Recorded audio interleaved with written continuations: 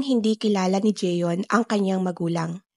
Ang sabi ng nakakatanda sa kanya ay basta na lamang siyang natagpuan sa isla ng Saraya. Ay naku iho, kung buhay pa ngayon ang nanang at tatang mo, tiyak na sasabihin nila sa iyo ang tunay mong pinagmulan. Wika ng kapitbahay ni Jeon. Saan ba siya nagmula? E di sa dagat. Ha ha ha ha. Biro naman ng kapwa matanda sa harap ni Jeon. Tanging iling lang ang sagot ng binata. Sa edad na 27 ay nag-iisa na siya sa buhay. Matanda na ang nanang at tatang niya na silang tumayong magulang ng binata. Anong plano mo ngayon, iho? Huwag mong sabihin na dito ka tatanda sa islang ito. Bakit hindi ka pumunta sa kalapit isla natin? Puro mayayaman ang nakatira doon. Tiyak na magkakaroon ka ng magandang trabaho sa oras na makatungtong ka doon. Maya-maya ay wika ng matandang lalaki. Napabuntong hininga si Jeon. Pangingisda ang ikinabubuhay nilang lahat. Hindi niya rin alam kung nakapagtapos ba siya ng pag-aaral. Ang sinabi lang ng kanyang nanang noong nakita siya nito sa dalampasigan ay puno siya ng galos. Mga nasa 20 anyos pa raw siya noon. At nagising na lamang si Jeon na walang maalala at ang mga tao sa paligid na lamang ang gumawa ng kanyang sariling pangalan. Hindi ka nababagay dito, iho. Gwapo ka. Maputi. Kahit 24 oras ka nga maglublob sa dagat. Halos araw-araw may nag-aaway dito sa atin ng mga babae dahil sa kagwapuhan mo. Parang pinapaalis niyo na ho ako, Mang Cardo ah. Nakakasakit kayo ng damdamin. Biro ni Jeon. Napuno ng tawa ang paligid. Totoo, iho. Di ko alam bakit nag-away-away ang mga kababaihan dito sa atin eh. Wala ka namang nagugustuhan ni isa sa kanila. Tumawa na lamang si Jeon dahil totoo naman ang sinabi ng matanda. Bukas ho mismo maghahanap na ako ng trabaho sa kalapit isla. Baka matigil na ang away dito. At doon naman may mag-away. Biro ni Jeon na ikinatawa muli ng matatanda. Lumipas ang ilang oras ay kapwa tulog na ang mga kaibigan ng binata. Habang siya ang gising na gising pa rin. Iniisip nito ang sariling kapalaran. 7 taon na ang lumipas, pero wala pa rin siyang natatandaan. Naghilom na ang mga sugat niya sa katawan, pero blanko pa rin ang lahat. Sino ba talaga ako? Ano ang tunay kong pangalan? At bakit ako natagpuan sa maliit na islang ito? Wika ng isipan ni Jeon. Hindi mapigilan ng binata ang magnilay-nilay. Pilit niyang binalikan ng nakaraan, pero ang nanang at tatang niya lang ang paulit-ulit na lumalabas sa kanyang isipan. Napatikhim si Jeon matapos maalala ang tungkol sa dalawang matanda. Namimiss na niya ang mga ito. Tutuparin ko ang pangako ko sa inyo ng Tang. Hahanapin ko ang tunay kong magulang. Pero bago ang lahat, maghahanap muna ako ng trabaho. Sa isip ni Jeon at pumasok na sa loob ng kubo. Kinabukasan ay maagang nagpahatid si Jeon sa kalapit isla. Minsan na siyang nadala ng tumayong magulang niya doon pero hindi sila nagtatagal. Nakapagdesisyon na si Jeon na maghanap muna ng trabaho upang may magagamit siyang pera kapag magsimula na siya sa paghahanap ng kanyang pamilya. Naglakad-lakad lamang si Jeon sa lugar at nakita niya ang isang papel na nakapaskil sa harap ng modernong kubo. Wanted hardinero, stay in, 5,000 salary in a month. Basa ng binata. Napangiti si Jeon. Binasa pa nito ang address na nakalagay. Sakto naman na malapit lang pala siya sa address nito. Isang malaking bahay bakasyonan ang nasa harapan ng binata. Maganda ang isla at nababagay doon ang ganoong klasing bahay. Hello po, dito po ba itong lugar na ito? Mag-a-apply sana ho ako. Tawag ni Jeon sa isang matandang babae na nakatalikod sa kanya. Nanlaki ang mga mata nito nang makita si Gion. Ngunit kalaunan ay ngumiti ang matanda. Hello, iho. Dito nga iyan. Mag-a-apply ka bilang hardinero? Opo, sana ma'am. Nainganyo ho ako dahil stay-in. Sa kabilang isla pa kasi ang amin. Oh, okay. Pasensya ka na sa akin. Ang pogi mo kasing bata. Naalala ko tuloy ang mga apo ng kumari ko. Pero sige, pasok ka. Doon tayo sa loob mag-usap. Nakangiting sumunod si Gion. Sanay na siyang sabihan na gwapo o pogi na mga nakakakita sa kanya. Hindi na lang siya umiimik upang hindi na humaba pa ang usapan. Pagpasok sa loob ay nagtanong-tanong lang ang matanda. At di nagtagal ay tinanggap siya bilang hardinero nito. Doon nalaman ni Gion na ang matanda pala ang may-ari ng bahay bakasyunan. Sakto ang pag-a-apply mo, iho, dahil darating ang apo ko, kasama ang mga kaibigan niya. Perfectionist iyon na babae kaya kailangan malinis na ang bakuran bago sila darating. Kaya mo ba yon? Tanong ng matanda kay Gion. Opo ma'am, ako pa. Sanay na ako sa gawain at pinapangako ko sa inyo ma'am, malinis na ang bakuran pagdating mismo ng apo ninyo. Masayang sagot ng binata. Ayaw niyang sayangin ng pagkakataon, kaya kinabukasan rin mismo ay nagsimula na ang binata. Kumuha lamang ng konting gamit si Gion sa kanilang lugar at doon na lang ito bibili ng damit kapag makasahod na. Mabilis ang takbo ng oras at nasa harap na nga ng mansyon ng binata. Iyon ang unang araw niya bilang katulong sa bahay bakasyunan na iyon. Ano ba ang itawag namin sa iyo, iho? Nagmumukha kang amo namin kung may hindi nakakakilala sa iyo dito. Kamot-kamot ng matandang hardinero. Napangiti naman si Gion. Gion ho, manong. Tingin ko ho ay hardinero din ako dito. Yun kasing apo ng amo natin mahilig daw sa malinis na bakuran. Kaya siguro dito rin ako tulad nyo. Ay nako, tama ka iho. Pero mabait yon si ma'am. Maldita nga lang ang mga kaibigan. Pero wag na lang nating pansinin. Ang importante may sahod tayo kada linggo. Tumango na lamang si Gion at kumuha na ng gamit upang magsimulang mag-trim ng bakuran. Mabilis ang naging takbo ng panahon. Naging malapit si Gion sa kanyang mga kasamahan sa bahay, lalong-lalo na ang amo niya. Mababait kasi ang mga ito, kaya walang problema si Gion. Hanggang sa dumating ang panahon na magkakilala sila ni Selena, ang apo ng amo ni Gion. Habang nagdidilig ng bakuran si Gion, ay biglang may isang malaking van ang huminto sa kanyang harapan. Mabilis na nagsilabasan ng mga kababaihan at ilang kalalakihan. Hindi makita ang mukha ni Gion dahil tinakpan niya ng manipis na tela ang mukha upang hindi masunog ng araw.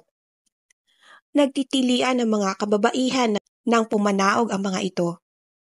Napailing naman si Gion at ibinalik ang tingin sa bakuran. Ngunit habang nakatalikod si Gion, ay bigla na lamang siyang dinaganan at niyakap ng mahigpit ng isang babae. Manong, ikaw na ba yan? Grabe, mukhang hindi tumanda ang katawan mo ha? Masayang wika ng babae. Para namang naistatwa si Gion. Nakayakap pa rin sa kanya ang babae. Di niya maintindihan ng sarili kung bakit tingin niya ay kilala ito ng kanyang katawan. Bigla na lamang niya itong niyakap pabalik. At siya namang pagdating ng matandang lalaki. Selena, iha? Ikaw na ba yan? Naramdaman ni Gion ang pagtigil ni Selena at dahan-dahan itong lumayo. Nang makita nito ang matandang lalaki, ay bigla na lamang nakaramdam ng pamamanhid sa muka si Gion. Napasinghap ang mga babae sa ginawa ni Selena. Diyos kong bata ka! Bakit ka nanampal kay Gion? Bagong tauhan niyo siya. Mabilis na wika ng matandang lalaki. OMG, I'm so sorry. Bigla-bigla na lang naglanding ang kamay ko sa mukha mo. Such a bad girl. Sorry talaga. Wika ni Selena na di malaman ng gagawin kung yayakapin ba niya muli ang lalaki o aatras at baka masaktan siya. Napangiti naman si Gion kahit pa medyo masakit ang kanyang mukha. Sorry din naman, ma'am. Nalito lang ako kung bakit niyo ako niyakap. Kaya napayakap na rin ho ako. Oh my gosh, akala ko si Manong ka. He's our hardinero noon pa man. Ikaw pa lang bago niyang kasama dito.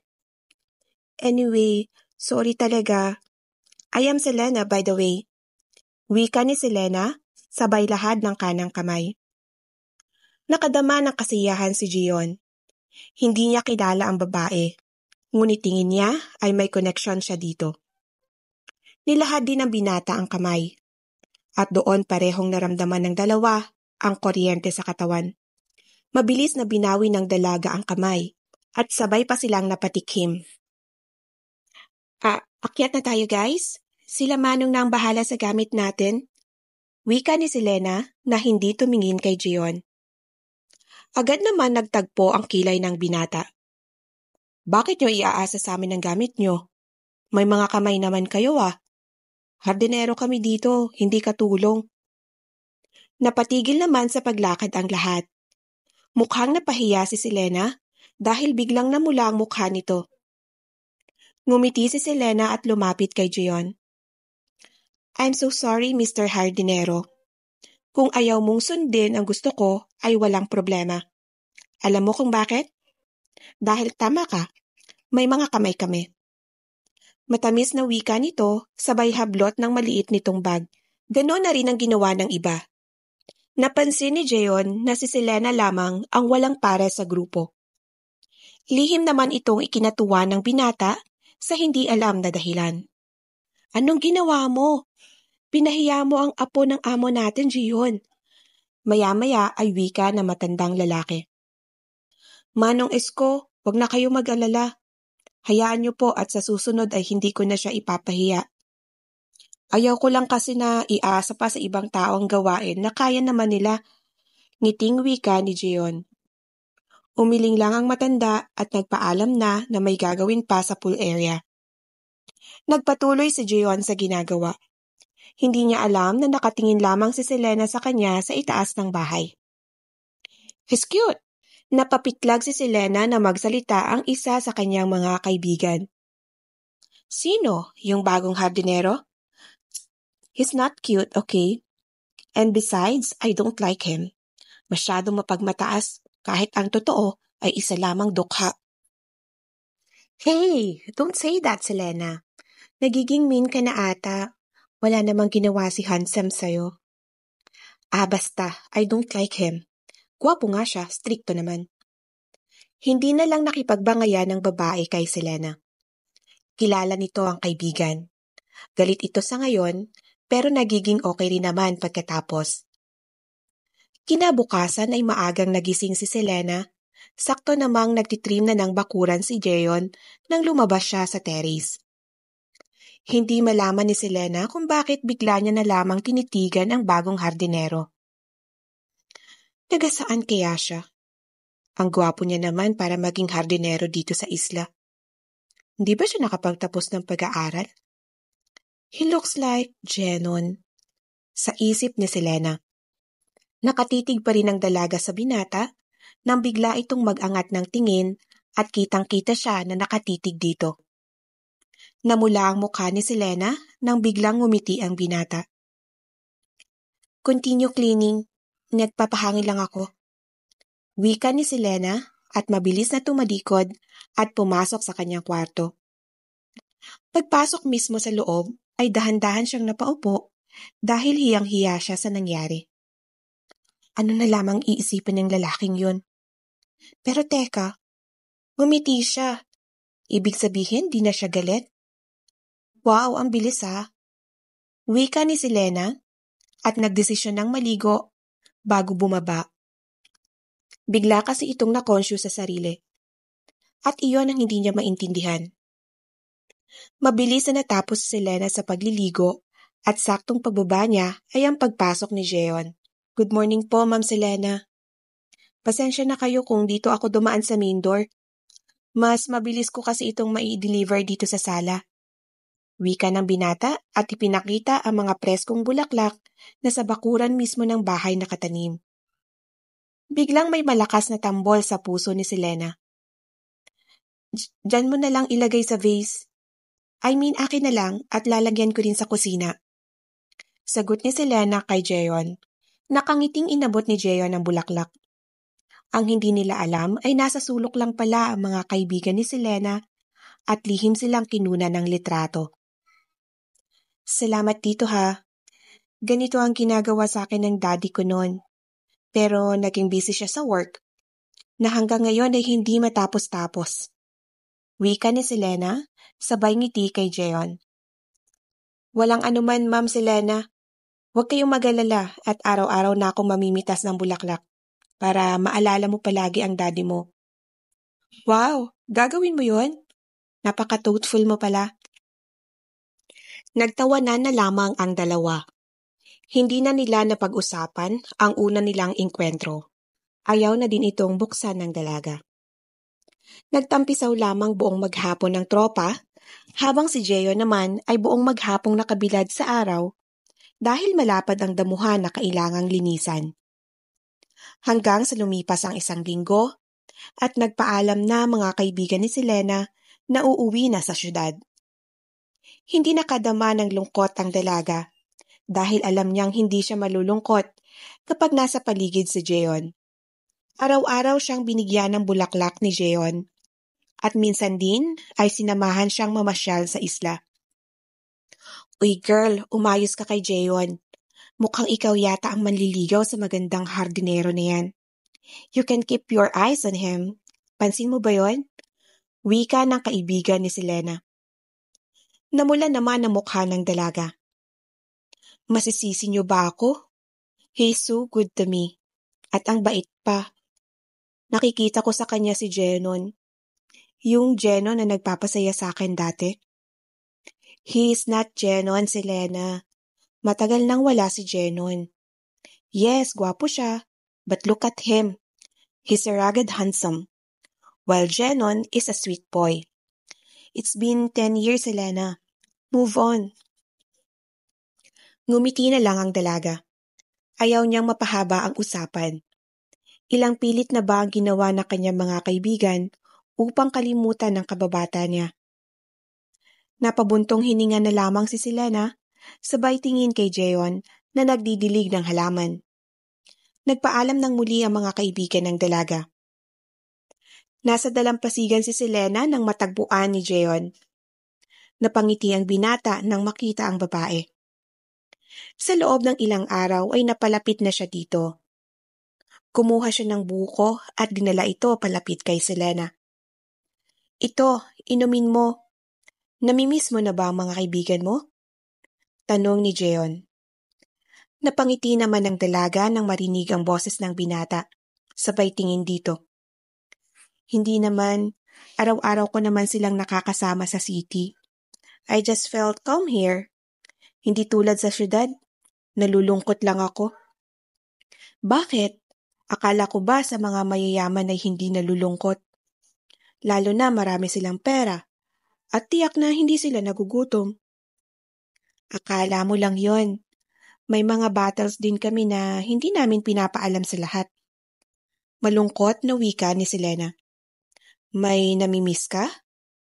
Bigla na lamang natanong ng binata. Hindi kaagad nakasagot si Selena. Hindi niya alam kung bakit napatitig siya sa mga mata ng kaharap. Bigla na lang nagtubig ang kanyang mga mata. Dahan-dahan, hinawakan niya ang mukha ni Jeon. Tama ka, Jeon. May namimiss akong tao. But it's been 10 years mula nang mawala siya sa akin. Dahil lang sa depression ay nakuha niya akong iwan. Malumanay na wika ni Selena. Para namang kinurot ang puso ng binata. Dahan-dahan ay niyakap niya si Selena. Sorry, hindi ko alam pero gusto kong mag-sorry. Sumubsob si Selena sa malapad na dibdib ng binata. Hindi niya maintindihan ng sarili kung bakit dama niya ang lungkot ng binata. Okay lang. Panalangin ko sa kapwa natin na sana wag agad-agad mag-give up kung may kinakaharap na suliranin. Kay ganda at saya dito sa ating mundo. Hindi ko alam kung bakit hindi iyon nakita ng kaibigan ko. Ang tanging dumamay sa akin sa tuwing may problema ako. Buong akala ko okay siya. Yun pala hindi. It's my fault too, alam mo ba? Kasi kung nagtanong lang ako kung kumusta siya kahit araw-araw kaming magkasama, ay baka napigilan ko pa ang pagpapakamatay niya. Wika ni Selena at di na malaya na umiiyak na pala. Mas hinigpitan palalo ni Jeon ang yakap kay Selena. Sumasakit ang kanyang loob pero pilit niyang nilabanan. Huwag kang mag-alala. Hanggat nandito ka sa isla, ayoko magiging bago mong kaibigan. Napatigil si Selena sa narinig. Dahan-dahan siyang kumawala sa yakap ng binata. Alam mo ba na yan palagi ang sinasabi sa akin ng kaibigan ko dati? He seems to be my Superman. Pero never ako naging Wonder Woman sa kanya. E di maging Wonder Woman ka sa akin ngayon. Kapag aalis ka na, ay ako pa rin ang magiging Superman mo. Wala akong balak na alisin ang lalaking yun sa buhay mo, Selena. Gusto ko lang ay maging masaya ka. Parang nakadama ng kilig si Selena. Kung buhay lang sana ang Jenon ko sa loob ng babae. Lumipas ang isang buwan, ay naging mas malapit pa ang loob ng dalawa. Tumutulong si Selena sa paglilinis ng damuhan kasama si Jeon. Palagi itong sinasaway ng lalaki, pero hindi naman nakikinig si Selena. Hindi ako masusunog dahil naka-SPF 60 ako. Di ka nga nasusunog kahit araw-araw ka dito. Katwiran ng dalaga. Bahala ka. Maganda at maputi ka pa rin naman kahit maarawan ka. Nakangiting sagot na lang ni Jeon. Hindi pinakita ni Selena ang kilig sa tuwing kasama niya ang binata. Mahal niya ang kababatang si Jenon. Pero masaya siya simula na makilala niya si Jeon. Doon napatigil si Selena. Doon niya lang napansin ang pagkakapareho ng dalawa. Matangkad nga lang si Jeon kaysa sa kanyang kababata. Lumapit si Selena sa lalaki at sinipat itong mabuti. Jeon, maaari ba ako magtanong? Tanong ni Selena sa binata. Tumigil naman sa ginagawa si Jeon at hinarap ang dalaga. May problema ba? No. Gusto ko lang magtanong. Taga saan ka at paano ka napunta dito sa isla? Naghugas muna ng kamay si Jeon, saka humiga sa malinis na damuhan. Ginawa rin naman ito ng dalaga. Tumabi siya sa binata habang nakatingin dito at naghihintay ng sagot. Napabuga ng hangin si Jeon. Hindi ko alam, sa totoo lang, Ma'am Selena. Basta, ang sabi sa akin ng nanang at tatang ko, maging grateful na lang ako sa buhay. What do you mean? Nalilitong tanong ng dalaga. Hindi ko alam kung 7 o 10 taon na akong nandito. Diyan lang ako sa kalapit isla na ninirahan. Mangingisda ang magulang ko. Pero ngayon, nakapwa na silang nanahimik sa paraiso. Kaya naisipan kong pumunta dito upang maghanap ng ibang trabaho. Mahal ko ang pagiging mangingisda. Pero naaalala ko lang ang tatang ko sa tuwing nasa laot ako. Nalulungkot ako. Napasinghap si Selena. Hindi na niya inisip na kapwa sila nakahiga sa damuhan. Basta niya lamang niyakap ang binata. Natigilan si Jeon. Napangiti siya sa ginawa ng dalaga. Pero biglang sumagi sa isipan niya ang katotohanan na amo niya ito at katulong siya. Dahan-dahan siyang tumayo kasama ang babae. Ang pangit ata nating tingnan, Ma'am Selena. Amo kita at tauhan mo ko. Pasensya na po kung... Hindi na natapos ni Jeon ang sasabihin dahil niyakap siyang muli ng dalaga. Just let me hug you. Hindi ko ito nagawa sa kaibigan ko dati. Hayaan mong gawin ko to sa iyo ngayon. Hindi na lamang nagsalita si Jeon. Hindi niya maintindihan ang sarili kung bakit nakadama siya ng panibugho sa kaibigan ng amo.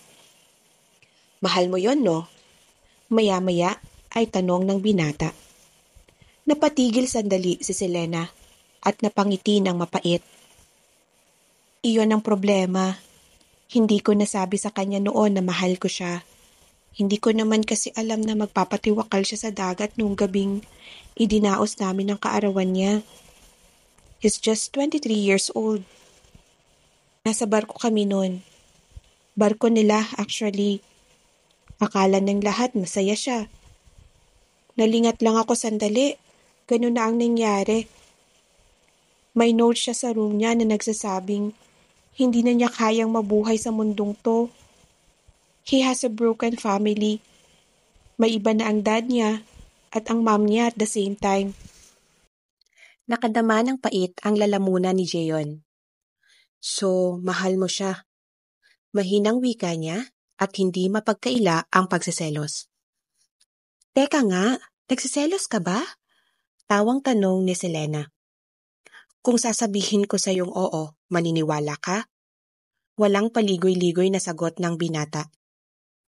Natigilan naman si Selena. Hindi niya maintindihan kung bakit kinilig siya sa mga oras na iyon. Palagi ka nalang kinikilig sa gwapong yan. Wika ng isipan ni Selena. Ano ka ba, Jeon? Huwag kang ang drama dyan. Baka maniwala ako, sige ka. Biro ni Selena. Ngunit di pa man nawala ang kilig ni Selena, ay bigla na lang siyang hinawakan sa kamay ni Jeon. Nagsasabi ako ng totoo, Selena. Hindi ko alam kung bakit at paano. At alam kong bawal. Pero mahal na ata kita. Pero huwag kang mag-alala. Wala akong balak palitan ng kababata mo dyan sa puso mo. Sana lang hindi ka lalayo dahil alam mo na ngayon ang nararamdaman ko. Bakit naman bawal? Tanong ng dalaga. Dahil mayaman ka at mahirap ako. Dahil langit ka at lupa ako. Napangiti na lamang si Selena. Ayaw na niyang sayangin ang panahon ng pananatili niya sa isla. Kung dati ay di ko nasabi kay Jenon ang totoo kong nararamdaman. Ngayon, hindi na ako papayag na di ipaalam sa lalaking nasa harapan ko ang nararamdaman ko. Malambing na wika ni Selena. Nagulat naman si Jeon. Ibig sabihin ay mahal mo rin ako? Yes. Unang kita ko pa lang sa iyo gusto na kita. Kaso nga lang ay napahiya mo ko sa mga kaibigan ko. Pero bumawi ka naman kinabukasan, kaya doon nagsimula ang lahat. Pero, paano ang kababata mo? Napatigil naman si Selena, pero napangiti rin kalaunan. He's happy now. Di pa man makita ng dad ang katawan niya, tiyak kong masaya na siya kung saan man siya naroroon. Next week is his death anniversary. Baka gusto mong sumama sa akin o uwi din tayo pagkatapos. Tumango lang ang binata. Hindi siya makasagot dahil sa tuwa. Hindi niya alam kung ano ang gagawin. Ito ang unang beses na magkagusto siya sa babae. Tumayo na bigla si Selena. Tayo na sa loob, ipag-bake kita. Tayo na? Wala sa sariling wika ni Jeon. Namula naman ang mukha ni Selena. Baliw, tayo na dyan. Ligawan mo muna ako, no, bago maging tayo. Kunwari inis na wika ng dalaga at umirap pa kay Jeon. Nakangiting hinawakan ni Jeon ang kamay ni Selena. Yes, ma'am. Pero pwede ko naman na siguro itong gawin kahit hindi pa tayo, no? Magtatanong pa sana si Selena kung ano ang ibig sabihin ni Jeon. Pero huli na ang lahat. Nagtagpo na ang labi nilang dalawa. Nakabuka pa ang labi ni Selena, kaya mabilis itong napasok ni Jeon. Parang maraming tumubong bulaklak sa tiyan ni Selena. Nanghina siya, kaya napakapit na lamang siya kay Jeon. Naging malalim pa ang halik ng dalawa, at doon naman ang pagbuhos ng ulan. Kapwa silang humihingal at napangiti. Mukhang nagalit ang langit dahil hindi mo pa ako sinasagot. Biro ni Jeon. Tama ka, kaya dapat ngayon pa lang sagutin na kita. Kaya Jeon, you are not just my gardener. You are my boyfriend now. Sagot naman ni Selena na nagpabilog sa mata ni Jeon. Niyakap ng mahigpit ng binata si Selena. Hindi ka magsisisi, Selena. Mamahalin kita ng higit pa sa buhay ko. Ikaw ang aking tala simula ngayon. Grabe ka naman. Tala talaga. Ang corny mo ha. Pero I love it. Ngiting sagot ni Selena. Parehong masaya ang dalawa habang hinihintay na matapos ang araw. Mabilis lumipas ang oras at nakapagdesisyon na si Selena na isama si Jeon sa kanyang magulang. I am very sure about you, Jeon. Kaya isasama kita today sa magulang ko.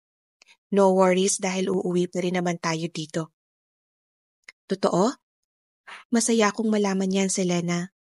Gusto ko na rin silang makilala ng personal. Agad nag-impake si Jeon at ganun din si Selena. Hindi alam ni Jeon kung bakit sabik na sabik siyang makaalis. Dahil sa loob ng ilang taon, ay ngayon lamang ako makakapunta ng iba na namang lugar sa loob ng lalaki. Ilang oras lang ang dumaan ay sakay na si Jeon at Selena ng isang sasakyang pandagat. Halos 2 oras din silang nasa dagat bago dumating sa malaking lugar. Sakay ng isang taxi ay pupunta na sina Selena at Jeon sa bahay mismo ng dalaga. Gabi na nang dumating ang dalawa at labis itong ipinagtaka ng gwardya. Ma'am Selena, bakit di kayo nagsabi na uuwi kayo ngayon? At may kasama pa kayong... Di na natapos na matandang gwardya ang sasabihin dahil nanlaki na mga mata nito nang makita si Jeon. Senyorito Jenon? Ikaw na ba yan? Saan niyo siya nakita, Ma'am Selena? Paano? Sunod-sunod na tanong ng matanda. Nalito naman ang dalawa, habang si Jeon naman ay hindi makapagsalita dahil sobrang bilis ng tibok ng kanyang puso. Manong, nagkakamali ka. Siya si Jeon. Nakilala ko siya sa isla at siya ang hardinero ng lola. Ngiting wika ni Selena. Ngunit umiling naman ang matanda. Matagal akong nanilbihan kina Jenon, Ma'am Selena. Kilala ko ang alaga ko hanggang sa mag-23 ito. Teka, pasok kayo. Saktong-sakto nasa loob ang magulang mo, senyorito. Wika ng gwardya at mabilis na binuksan ang malaking gate. Pasok na tayo. Hindi ko alam kung bakit pinipilit ni Manong ang tungkol kay Jenon. Wika ni Selena. Pumasok na tayo. Baka dito ko na malaman kung sino ako. Seryoso na wika ni Jeon. Anong ibig mong sabihin? Sa loob na tayo mag-usap. Walang nagawa si Selena kundi ang tumahimik na lamang. Malakas ang kaba niya sa dibdib. Iba na ang nararamdaman niya kay Jeon. Posible kaya na siya si Jenon? Pagpasok ng dalawa sa loob ng bahay ay biglang tumahimik ang mga tao doon. Walang ni isa ang nagsalita. Hanggang sa binasag ng isang ginang ang katahimikan. Jenon? Anak? Hindi sumagot si Jeon. Nakatitig lamang siya sa maganda, ngunit may katandaan ng babae. Napaiyak na ng tuluyan ng ginang nang nayakap siya nito. Doon na pumasok ang lahat ng nakaraan ni Jeon. Naalala na niya ang kanyang sarili. Dahan-dahang yumakap pabalik si Jeon. Ma, hindi makapaniwala ang lahat. Pati si Selena ay parang hihimatayin sa nalaman. Oh my God! Buhay ka, anak! All these years, buhay ka! Anong nangyari sa'yo? Bakit ka umalis? Bakit ka nag-iwan ng sulat? May problema ka ba, anak? Sunod-sunod na tanong ng ginang. I'm sorry, Ma.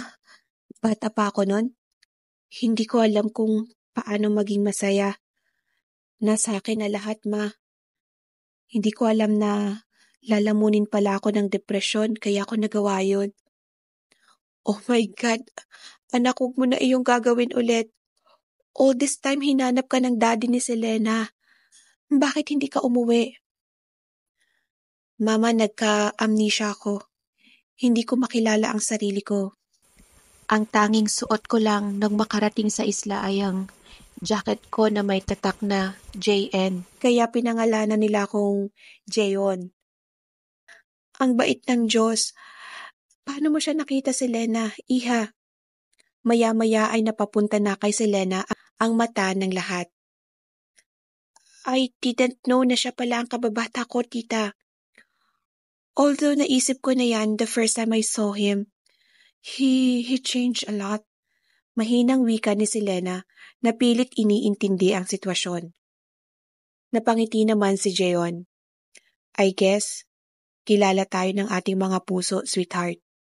The moment I saw you, tumambol na ito. Turo ni Jeon sa puso. Mukhang pinaglapit pala tayo ng tadhana, Selena. You don't know me, and me either nang magkita tayo. Pero eto tayo. Dahil sa'yo, nakilala ko ang parents ko. Wait, kayo na? Ang magulang naman ng dalaga ang nagsalita. Yes, tito, tita. Kaya kami nandito dahil ipapakilala niya sana ako sa inyo. Yun pala, kilalang kilala ko na kayo. Ngiting wika ni Jeon. Oh, senyorito, alam mo naman na noon pa lang, boto na kami sa inyo ng unika iha ko. Ang nanay ni Selena ang nagsalita. Naintindihan ko na ang lahat ngayon. I'm sorry sa inyo. Selena, kitang-kita ko kung gaano kakalungkot nung sinabi mo sa akin ng tungkol kay Jenon. Wala nang rason, sweetheart. Si Jenon at ako ay iisa. Wika ni Jeon sabay yakap kay Selena. Nauwi sa masayang yakapan ang malungkot na nakaraan. Doon sinabi ni Jeon ang tungkol sa kanyang pagkawala. Tumalon siya sa dagat matapos maisulat ang dapat niyang sabihin. Walang nakapansin sa kanyang pagkawala.